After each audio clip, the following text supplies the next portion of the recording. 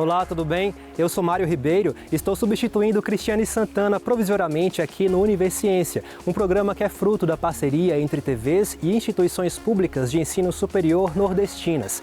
Aqui a gente conhece as produções científicas que têm transformado a realidade de muita gente. Veja agora as pesquisas que vamos acompanhar hoje.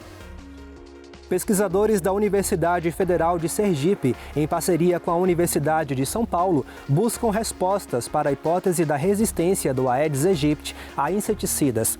A sensibilidade do mosquito pode ser afetada por meio de um composto químico utilizado para repelir insetos. Cientistas da Universidade Federal do Ceará desenvolvem tecnologias para reduzir os impactos de um problema recorrente, principalmente entre os idosos, as quedas. E ainda, na Universidade Estadual do Sudoeste da Bahia, um material didático que mistura fatos históricos a momentos marcantes do futebol. Isso e muito mais você confere agora no Universiência.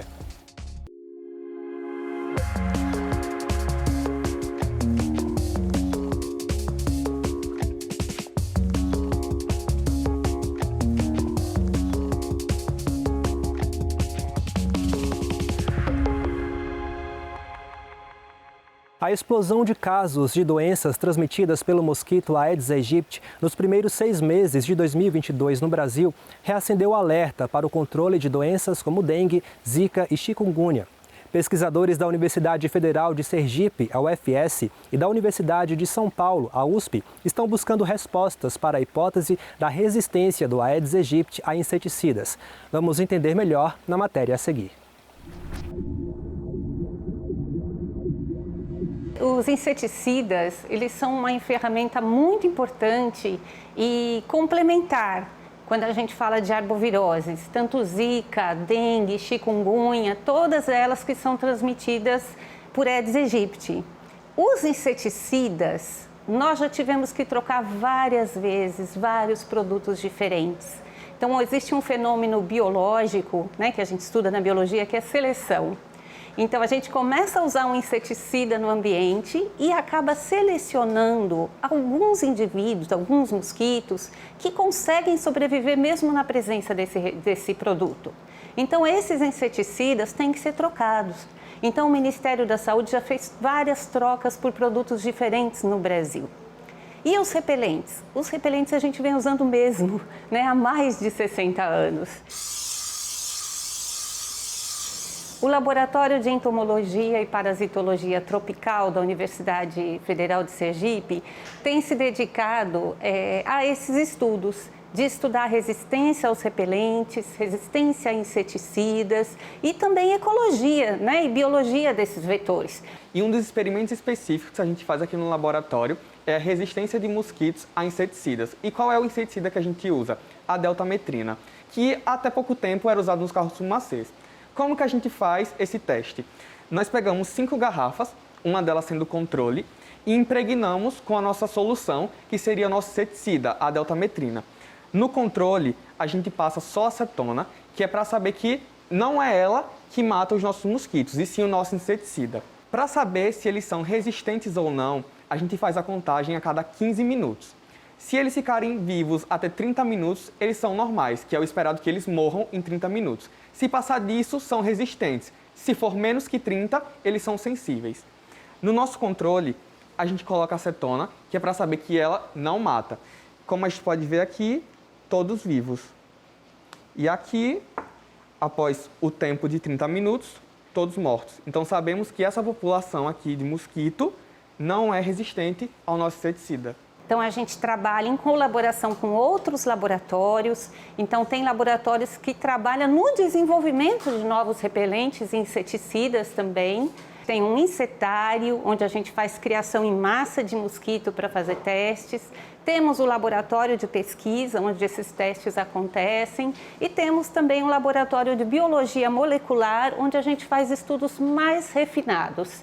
Um dos estudos que nós estamos desenvolvendo atualmente, que é um estudo grande, né, de âmbito nacional, é justamente estudar se existe uma resistência cruzada entre inseticida e repelente. Um inseto do ambiente que está submetido ao uso de inseticida será que ele fica mais sensível ou menos insensível aos repelentes? Desde a minha graduação em Biologia, aqui na UFES, até o meu doutorado, que é realizado no programa de pós-graduação de Medicina Tropical da USP, eu venho trabalhando com mosquitos. Atualmente, eu estou trabalhando aqui no estado em 8 municípios, sendo eles Capela, Pinhão, Laranjeiras, Simão Dias, Umbaúba, Siriri, Neópolis e Canindé de São Francisco. E como é uma pesquisa que a gente chama uma pesquisa aplicada, que tem resultados que podem ser aplicados a curto prazo, né, a gente sempre trabalha com a Secretaria de Saúde. Então, o nosso laboratório tem colaboração com a Secretaria de Estado da Saúde, com o Laboratório Central de Saúde Pública e com as secretarias municipais de saúde também. Na pesquisa de campo, nesses 8 municípios, inicialmente era realizada uma conversa prévia com o morador, para que eles permitissem a nossa entrada. A partir do momento que havia aprovação, a gente instalava as armadilhas para coletar ovos de mosquito da dengue, ou seja, o Aedes aegypti. Essas armadilhas ficavam em campo, ou seja, nas residências das pessoas, por 3 semanas.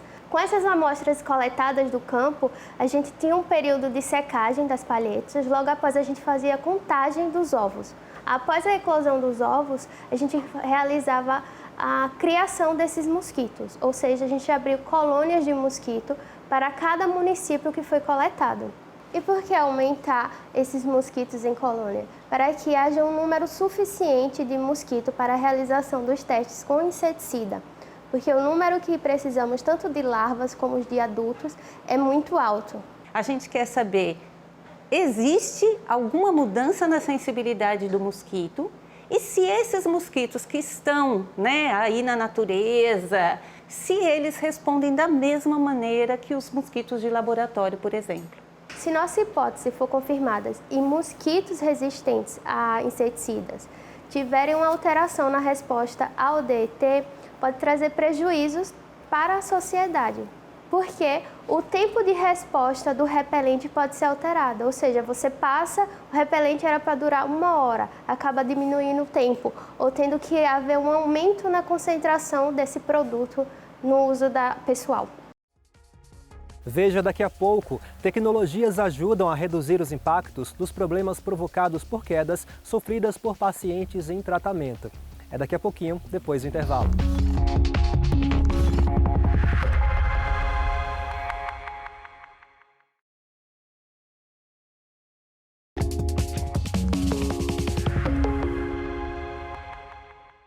Reduzir os impactos nas quedas de pacientes que possuem esse risco, como é o caso dos idosos, é um desafio proposto pelos pesquisadores da computação da Universidade Federal do Ceará e profissionais de saúde do Centro de Hematologia e Hemoterapia do Ceará, o HEMOCE. Juntos, eles estão desenvolvendo tecnologias para reduzir os impactos dos problemas ocasionados por estas quedas, que podem trazer sérias complicações. Essa pesquisa ela surgiu com a ideia de resolver um problema relevante e muito comum na medicina, que é como reduzir os impactos do problema de quedas de pacientes, que acaba se tornando mais grave em pacientes idosos e pacientes com debilidade. Todo paciente que está internado, todo paciente que está em tratamento médico é uma pessoa que está, de uma certa forma, vulnerável. Então, é um paciente que tem riscos de cair. E a queda nesse paciente pode agravar a situação clínica dele, né, a doença que ele levou ele ao internamento, ou pode trazer outras complicações. Então, faz parte do protocolo de segurança do paciente ter ações institucionais de prevenção à queda. Uma vez a gente tendo esse problema, iniciou-se uma pesquisa de doutorado e uma busca por essas soluções. E uma vez que a gente já estava com o estudo mais avançado, a gente levou essa proposta para a empresa Huawei, que investe em pesquisa e desenvolvimento, e eles aceitaram, né, financiar o projeto para resolver esse desafio. Para isso, a gente precisava também de instituições ou profissionais da área de saúde que pudessem ajudar a validar essa solução. Então, para isso, a gente trabalhou junto com o Centro de Hemoterapia e Hematologia do Ceará. O Hemócio não é um hospital, né? O Hemócio tem ambulatórios, né?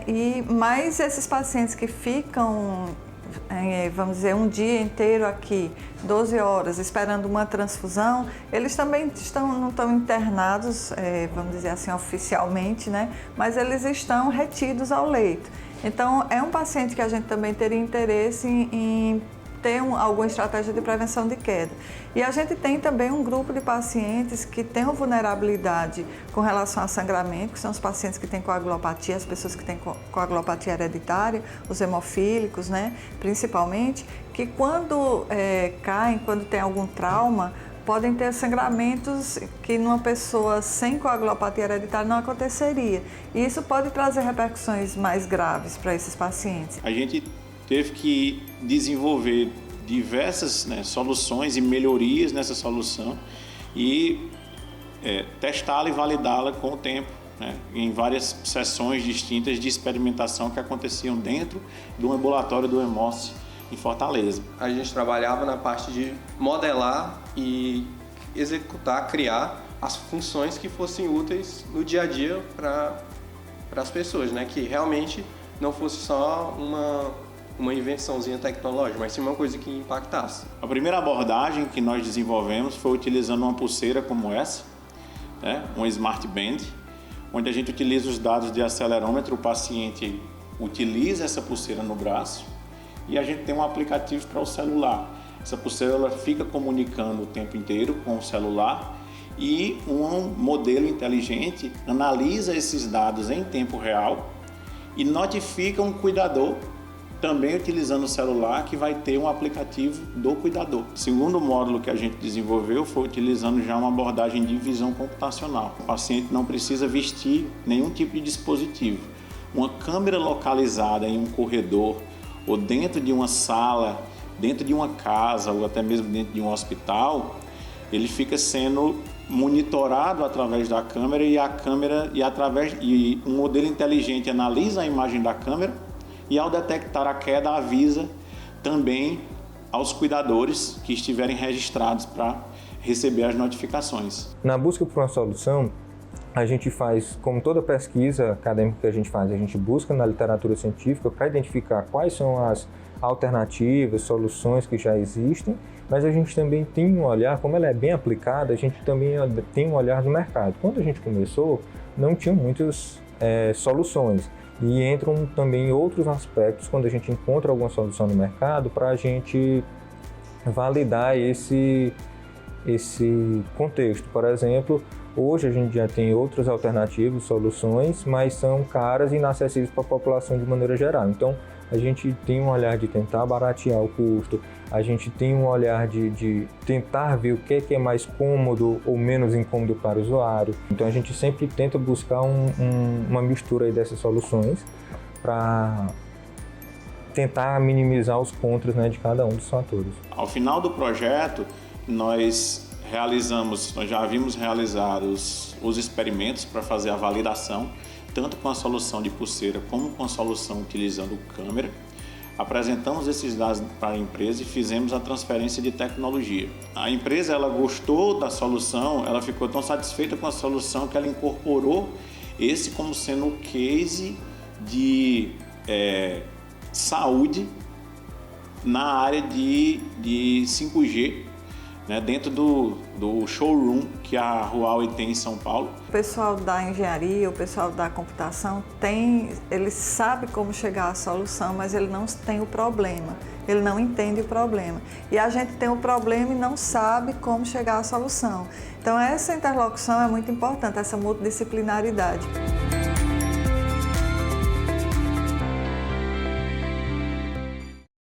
Os impactos da pandemia do novo coronavírus são muitos. A educação foi uma das áreas mais afetadas e os reflexos são vistos não apenas no ambiente escolar, mas também no familiar. Como foi o estímulo dos pais na leitura dos filhos em casa? É o que busca responder uma pesquisa da Universidade Federal do Rio Grande do Norte.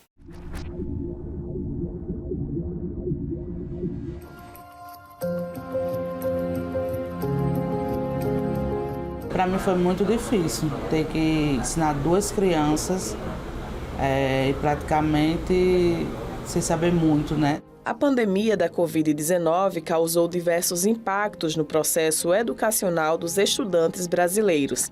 Além das repercussões já conhecidas, a suspensão das aulas presenciais pode ter afetado significativamente o ambiente de literacia familiar, isto é, as atividades de estimulação da leitura e escrita realizadas pelas famílias em casa. As crianças, elas sofreram, tiveram muitas perdas, principalmente no processo de alfabetização.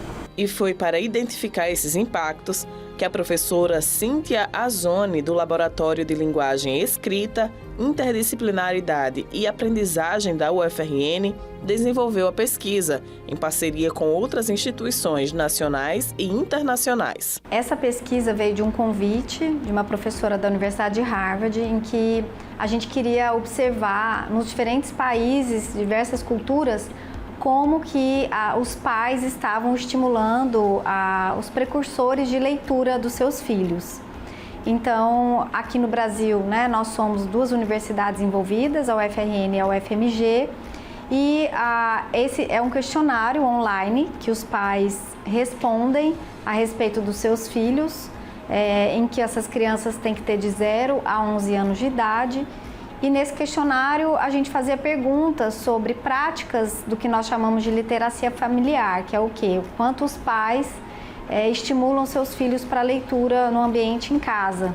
Nós investigamos no período da pandemia, então esse questionário ele perguntou como que essas práticas eram antes da pandemia e durante a pandemia. Então os familiares tinham que lembrar desses 2 momentos, antes e durante.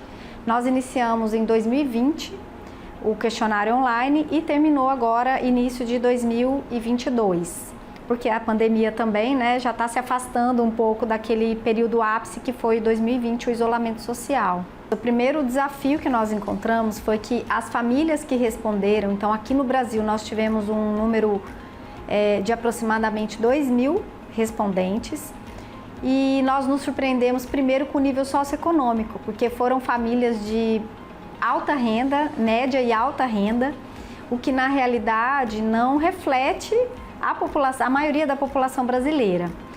Mas mesmo as famílias de média e alta renda, nós encontramos diferenças de outros países mais desenvolvidos. Por exemplo, os pais compram menos livros para os seus filhos aqui no Brasil, ou seja, não é um hábito tanto a compra de livro quanto ler com seus filhos, compartilhar a leitura com seus filhos.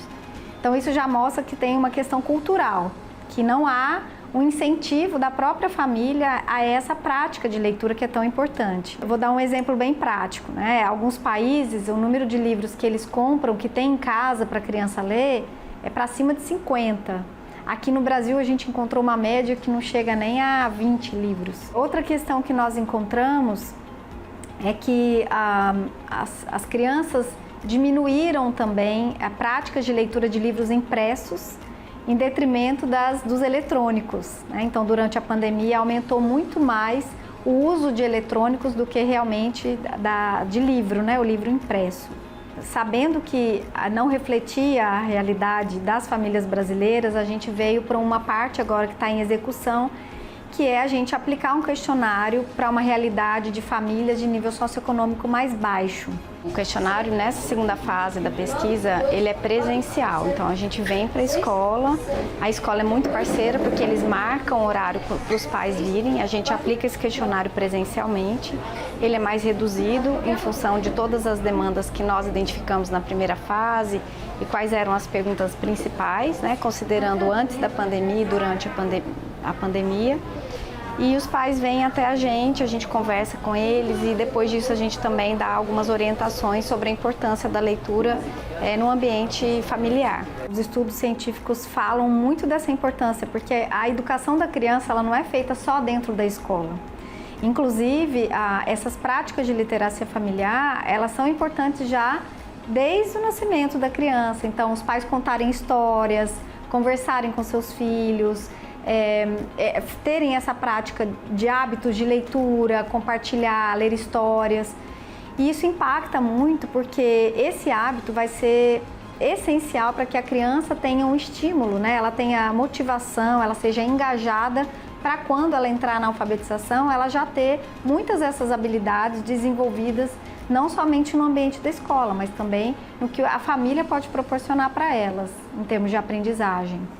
Com muitos anos acompanhando as crianças em sala de aula, a professora Cristiane, dos anos iniciais de escola pública, conhece bem a realidade dos seus alunos e do acompanhamento das famílias no processo educacional. A grande maioria não tanto quanto seria desejado, porque são filhos de pais que trabalham, muitos são filhos só a mãe, que tem, outros são criados por avós.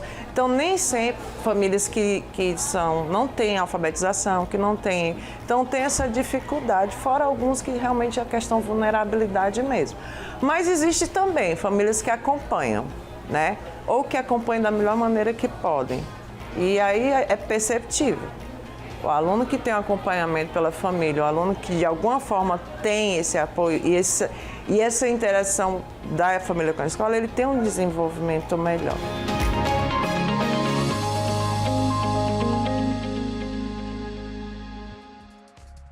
A seguir, um material didático que mistura fatos históricos a momentos marcantes do futebol.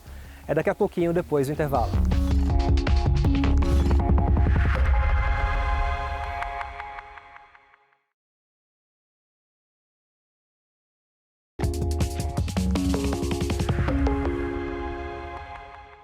As aulas de História prometem nunca mais serem as mesmas depois de um estudo do mestrado profissional da UESB, que gerou um produto didático para o ensino da disciplina. Fruto de pesquisadores da Universidade Estadual do Sudoeste da Bahia, do campus de Vitória da Conquista, o Almanaque do Futebol mistura eventos históricos a grandes momentos do futebol, como as Copas do Mundo, por exemplo. O instrumento garante aulas mais dinâmicas, divertidas e com a maior fixação do conteúdo proposto em sala.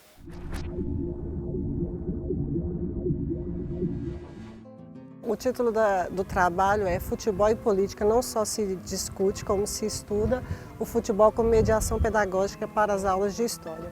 Surgiu da minha própria experiência em sala de aula. Eu tenho 22 anos de sala de aula e em todas as escolas que eu já trabalhei, seja escola noturno, diurno, periferia, centro, ensino fundamental, médio, EJA, profissionalizante, o futebol é um tema recorrente entre os estudantes. Então, eu observei que quando eu conversava com eles sobre futebol, a aula fluía mais tranquilo. Então, eu comecei a utilizar eventos do mundo do futebol para poder iniciar os conteúdos de história. O Almanac, ele é o resultado do meu mestrado. Meu mestrado é um mestrado profissional. Ele é diferente do mestrado acadêmico porque, além da pesquisa, a gente tem que elaborar o que a gente chama de produto, que é alguma atividade que possa ser aplicada na sala de aula por outros profissionais. Então, a gente pensou no Almanac como uma forma de ser utilizado na sala de aula para iniciar as aulas de História. A importância está na percepção que Iracema teve de que nós podemos usar diferentes linguagens, diferentes veredas, caminhos para chegar até o aluno. Transformar a história, a aula de História, em algo atraente. E a grande percepção dela foi que uma das possibilidades ser o uso do futebol, uma temática que atrai toda a juventude, que ainda mais num ano como esse ano de Copa, né, atrairá mais ainda, que poderia ser um caminho para abrir o diálogo, para você discutir a partir do futebol, história, política e envolver o alunado nessa perspectiva. O professor já tem essa vocação, com o produto já faz essa ponte. É uma ciência que não estará engavetada, é uma ciência para ser vivida, utilizada pela sociedade. Nesses 22 anos, o que eu sempre escutei também, teve uma escola em particular que os alunos chamavam a disciplina de História de sonologia. Aí eu fui perguntar por quê. A gente tem filosofia, sociologia e depois sonologia. O que é sonologia? Aula de História, professora, dá muito sono. Aí eu fiquei pensando nisso, assim, como motivar esses alunos para que eles não tivessem sono durante a aula de História. E aí o resultado foi que os alunos e as alunas começaram a se interessar mais pelas aulas de História quando eu entrava com algum elemento sobre o futebol. O almanaque da capa ao final são 96, mas aí tem a parte são 96 páginas. Tem as referências, tem muitas imagens, tem muitas figuras, alguns documentos, né, algumas fontes. Ele está bem colorido, está bem ilustrativo, está atrativo, eu diria assim. Tanto para os professores como para os estudantes. E para os curiosos que gostam de história e de futebol. No começo ele é mais light, eu falo um pouquinho sobre a história do futebol, sobre a história enquanto ciência. Aí a gente trabalha a questão de gênero, futebol feminino, que foi proibido no Brasil, né, durante o governo Vargas. Uma parte bem importante, assim, que é de uma história difícil, mas que a gente tem que trabalhar, a questão do nazismo e do fascismo, e a gente pode associar com o futebol. E no Brasil, o regime militar, que se apropriou do futebol para fazer imagem do governo, e aí ficava aquele conflito, quem gostava de futebol não deveria gostar de futebol porque o regime militar se apropriou dele, ou o futebol também poderia ser uma resistência. A gente tentou diversificar bastante as linguagens, então tem indicação de documentário, que é mais pesado, mas tem indicação também de filmes. Tem um filme brasileiro bem leve, que é O Casamento de Romeu e Julieta, que fala da paixão de uma palmeirense com um corintiano, é uma comédia, mas é bem interessante. Tem desenhos, tem poemas, músicas, charges, então tem várias linguagens artísticas para tentar atrair o estudante. Muito criativo, muito apropriado. Ela conseguiu passar por um longo processo, por um longo período, digamos assim, de abrangência histórica, pegando desde meados do século XX, trazendo até os nossos dias, com bastante propriedade. E mostrou em cada momento, quando o poder de Estado se apropriou do futebol, era Vargas, o fascismo, o nazismo, também no momento atual, mas também mostrou outro lado da moeda. O futebol enquanto um elemento de agregação e de contribuição para a resistência ao Estado autoritário. Um exemplo disso é a memorável democracia corintiana, do saudoso Sócrates, do Casagrande, do Vladimir, uma experiência maravilhosa e um momento bastante difícil da história brasileira, no final dos anos 70. E tudo isso a Iracema conseguiu resgatar e trazer para a sala de aula. De fato, aquela conversa do futebol que no meu tempo, na segunda-feira o professor reprimia, na verdade, Iracema abre, permitindo essa discussão e essa interação com o aluno. Eu espero que sim, que possa contribuir, que possa ajudar meus colegas nessa tarefa de dar aula de história, ainda mais num momento tão difícil que a gente vive de negação da ciência. Muitos não consideram mais a história como uma ciência. Então, eu espero que consiga melhorar a qualidade do ensino de história. Ele pode ser encontrado no site da UESB, no repositório de dissertações do Prof. História, e também no Ciência na UESB. Você pode baixar, tem uma matéria e no finalzinho tem um download. Tem um site para fazer o download.